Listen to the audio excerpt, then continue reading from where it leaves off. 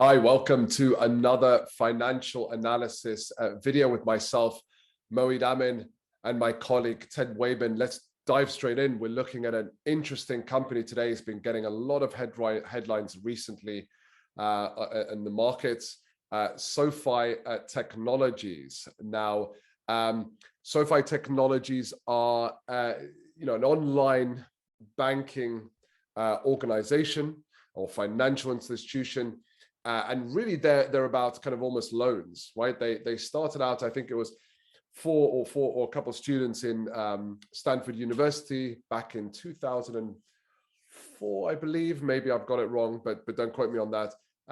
But they were basically looking at, how can we get more affordable student loans? How can we help our students get more affordable loans? So that was one of its first products, and then it kind of branched out into various other products like mortgages, personal loans, credit cards, etc., auto loans as well.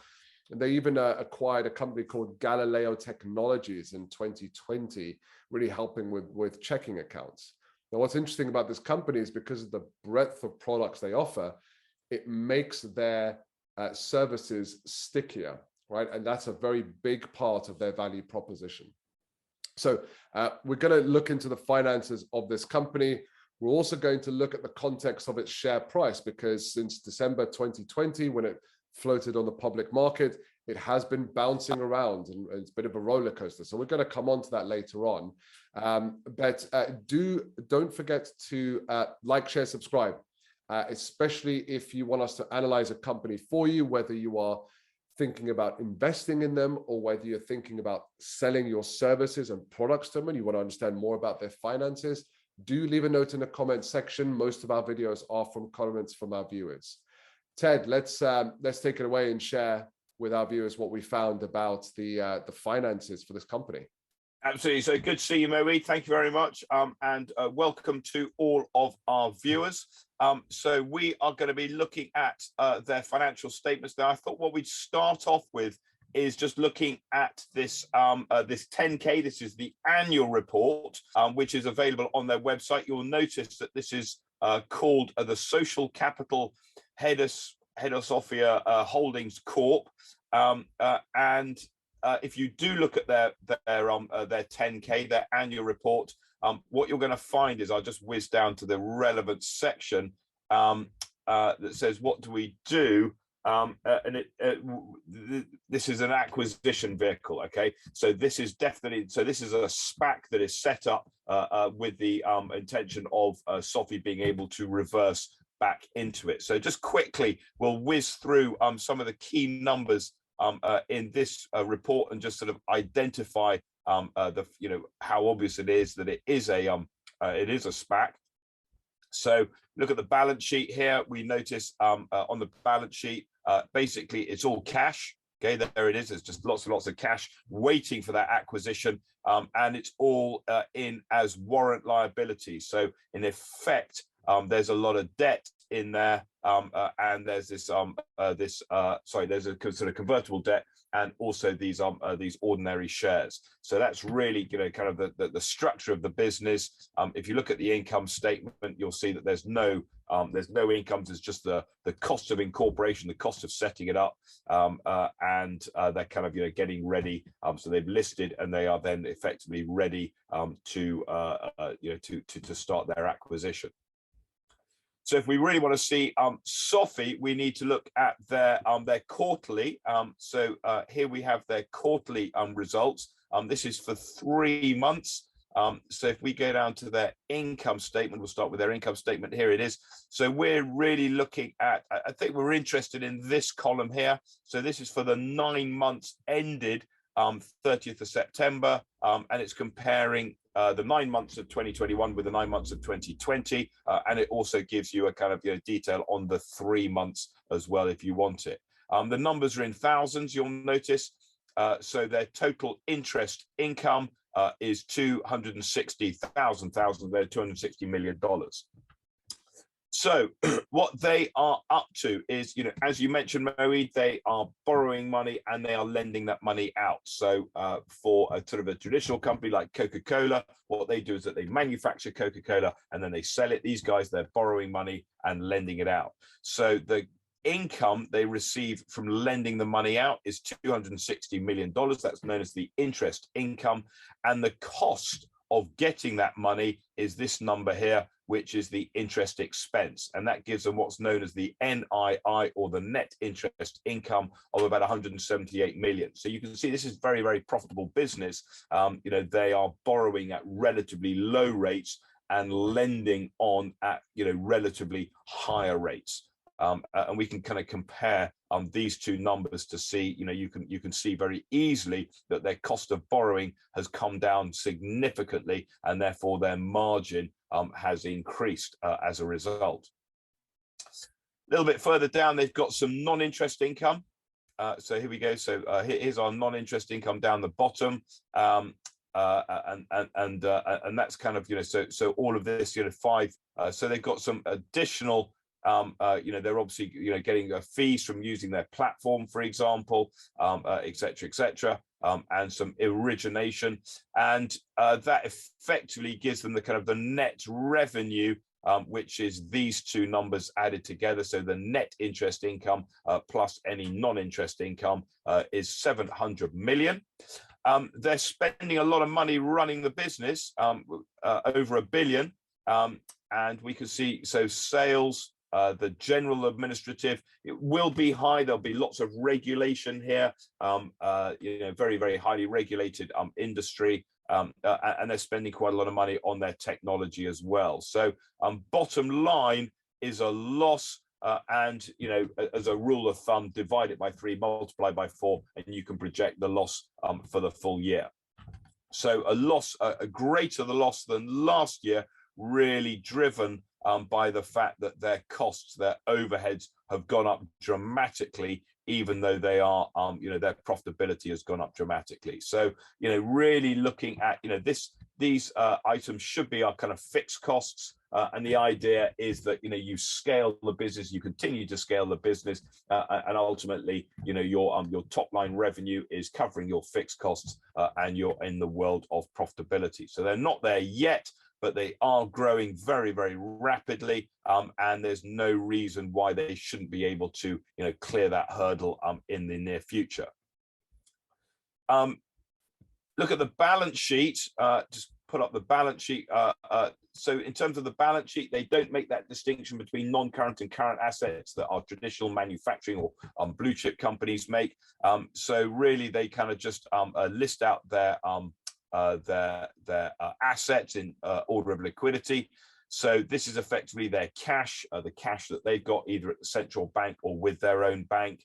Then they've got this is their loan book, so 4.8 billion loan book, which we'd expect is the biggest number, and that's kind of where they're making their money. If you remember the net interest income, and then we've got some other bits and pieces as well. And you'll notice goodwill, for example, goodwill very big.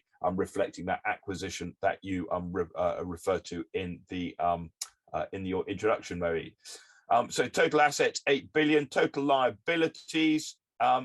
You'll notice here's the debt. So in effect, again, this is really reflecting a kind of they've got a lot of equity in there, and you'll notice. So if we just scroll down a little bit, so a lot of the money that's been lent out is from the shareholders. So here's their equity. So they got kind of 4 billion of equity, and 3.5 billion of non-current liabilities, of which 2.7 billion is debt.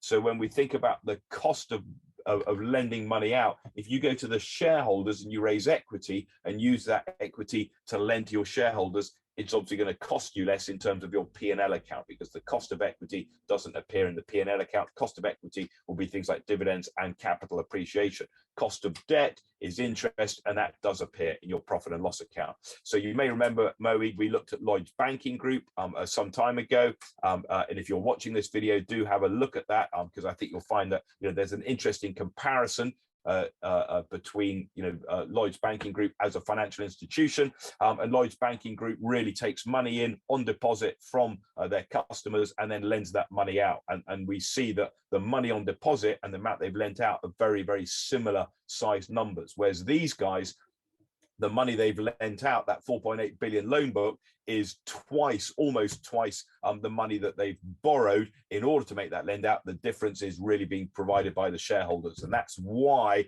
this is, it looks very, very profitable. So we would expect that this company, as they grow, that debt is going to have to grow. So if they're going to grow the amount they're lending out, they're either going to have to fund it through equity or debt. They probably don't want to go to the shareholders and raise any more money, and therefore they're going to have to borrow more money, and therefore the cost of that borrowing is going to go up relatively, and therefore it's going to appear less profitable. So we would expect their net interest income margin effectively to start to reduce as a result of that. Accumulated deficit, so we can see there's the kind of the deficit. They've been trading for a year, and there's their loss, and there's the kind of the additional paid in capital from their flotation. So we could look at the cash flow. Cash flow is going to really tell us a huge amount about these guys on the basis that they use cash to make cash. So it's less of a sort of an indication. They are burning cash at the moment, and they are doing a little bit of investing, and they are losing cash from their financing activities. So their cash has gone down. But again, for these guys, it's less about the cash. It's more about just maintaining the liquidity on the balance sheet. So we go back to our balance sheet and we look at, for example, basically it's ordered in decreasing liquidity. So items up at the top of the balance sheet will be very liquid. Items down the bottom will be very illiquid. And these loans, this loan book, what they can do, they can get rid of that loan book if they want to, if they need more cash. So just a little note here. If you go back to, whoops, going the wrong way. So if we go back to their income, you'll notice this thing called securitizations. So securitizations here, and there's a bit of securitizations and warehouses they're talking about here, and more securitizations down here, et cetera, et cetera.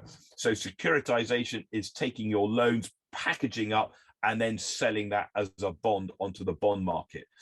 What I will do is I'll put a link in the notes to there's a video which you may find useful in terms of understanding what securitization actually is. But if you don't want to watch that, you just want to know what is it. It's basically you take your loan book, you package it up, and you create a bond, and that bond can then be sold onto the bond market as an asset-backed security, and off it goes, and it trades through the bond market. So these guys, it looks to me like, again, maybe what they're doing is that they're lending money out, and when they've lent all the money out, they just take their loan book, package it up, securitize it, and that gives them more cash that they can then lend, and they can carry on lending, and that becomes quite a profitable process. Lehman Brothers was big on securitization, and that was a major contribution to the global financial crisis of 2007.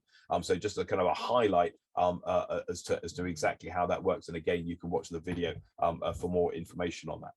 So our summary is they're not profitable at the moment. They are expecting to become profitable. There's no reason why they shouldn't be. I think their margins are going to come under pressure in terms of their loan book, or alternatively, if they have that securitization. So there's a limit. They are valued at 11 billion on a net asset value. Just remind ourselves of the net asset value of this company. If we look at the balance sheet, so it's about equity is about 4 billion. So they're valued at 11 billion on a 4 billion equity value. So about 2.5 times book value. Is that a bargain? Honestly, I don't know. I probably don't know enough about their business model, about the market that they're in, about their prospects for growth. And maybe that's reflected in this kind of in this bouncing around. So you can see just from the chart there that fortunes have been made and lost in a very, very short space of time. And that's about all I can say, Moeed. So I think, is it a buy? Is it a sell? The simple answer is I don't know. Yeah, and that's fine. We're not here to give advice around that. These are just our opinions. But here's the really important thing, which is whether you are thinking about investing or whether you are in business, a salesperson, partnerships, whatever it is you're doing. As Warren Buffett says, you know, finance is the language of business. So if you cannot understand it, then you really can't speak the language. And that's what our videos are for, to help you be able to read and understand these financial statements so that you can make better informed decisions and be able to translate the future's financial statements of these companies as well. So as Ted mentioned, one video that we really recommend you look at is the Lloyd's Banking Group video, which we analyzed a while back. That will give you additional context into another type of financial institution and how those numbers actually look compared to them. So that will just build up your knowledge at looking at these financial institutions, financial statements, sorry. So until the next video, thank you everyone. Again, don't forget to like, share, and especially subscribe if you are making a recommendation or request to us for a company you want to analyze. Till the next video, thank you, Ted. Thank you, everyone else. See you later, Moeed.